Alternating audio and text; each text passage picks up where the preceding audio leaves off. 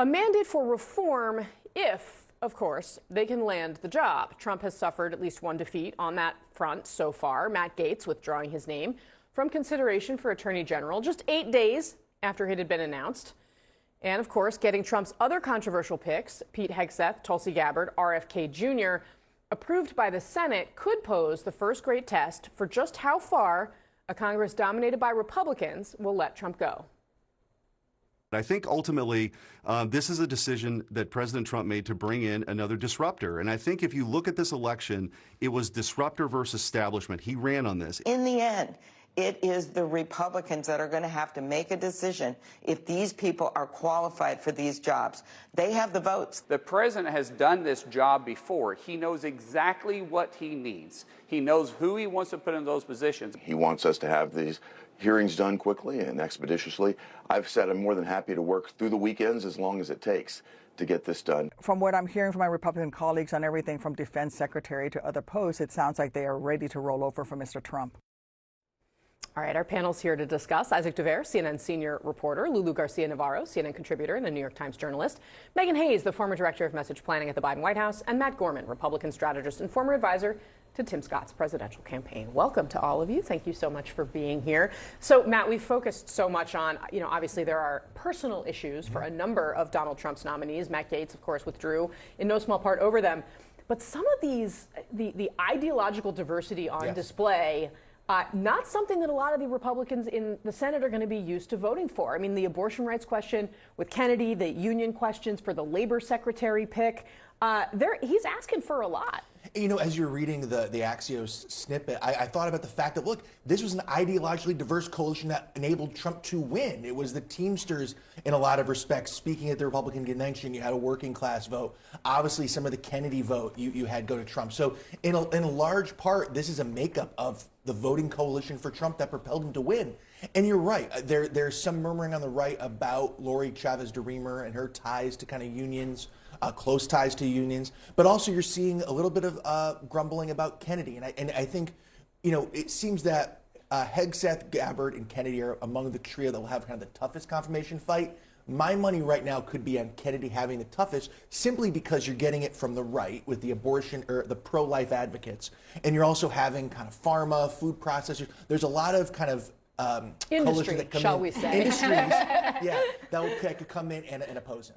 Yeah, I mean, it's interesting, Megan. I mean, we've quoted a GOP aide here at CNN in our reporting who said that Tulsi Gabbard actually may have the toughest confirmation fight. Others that on this program have noted that if something is going to protect RFK Jr., it is his connection with voters, right? And like his Kennedy name and the fact that he has sort of popularity and is well known in a way that some of these others aren't. Yeah, I think so. And also some of the stuff that he wants to do with some of the food processing and some of those arguments I think a lot of people would agree with. Why does the UK have 3 ingredients when we have 14 ingredients in our food? And it's a fair question. 100%. And so I think that some people might agree with there. And I also think his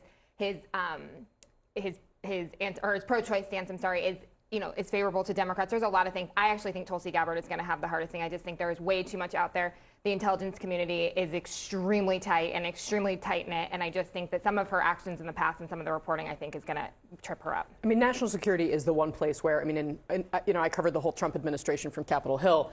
That was one of the few places where you would see them actually kind of push back. I think Tulsi Gabbard, I agree, is going to have the hardest confirmation fight.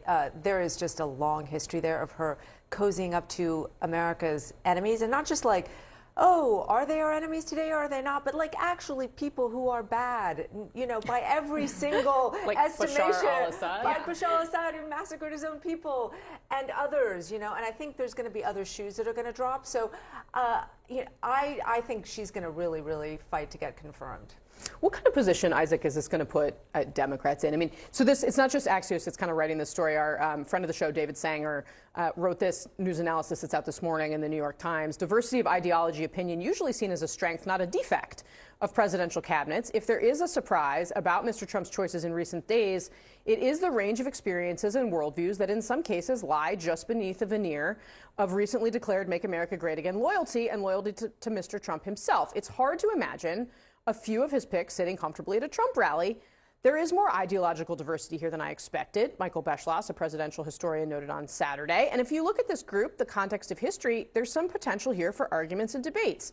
Beschloss continued, if those debates are allowed to unfold in a civilized and open manner, history shows that such conflict has sometimes led to policies that worked. And there were some statements out over the weekend, for example, from unions, basically praising Trump's labor secretary pick. Yeah, and I think you're right that that with Robert Kennedy, we are likely to see at least a couple of Senate Democrats lean toward voting for him for confirmation, if not actually vote for him. Really? For RFK? Yeah. Who are we looking at?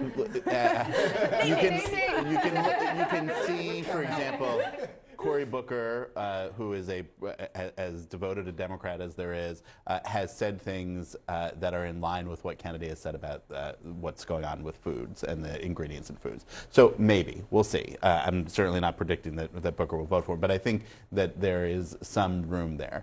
The question here, I think, going forward is we can talk about the ideological diversity. Often the word loyalty is used to describe the relationship to Trump. It was in Sanger's article. I think more what you see in practice is from Trump an interest in obedience, right? And in he is not very loyal to people. He expects people to be loyal to him. And that is the question here with the Senate confirmations. Will the Republican Senate actually buck his choices? And then when it comes to governing, will these secretaries, whoever gets confirmed, I assume most of them will be confirmed, if not all of them, will they be obedient to him? Will he care what they're doing? Will he take an approach similar to what he did in his first term of sort of running the White House and not being that interested in what's going on in each of these departments?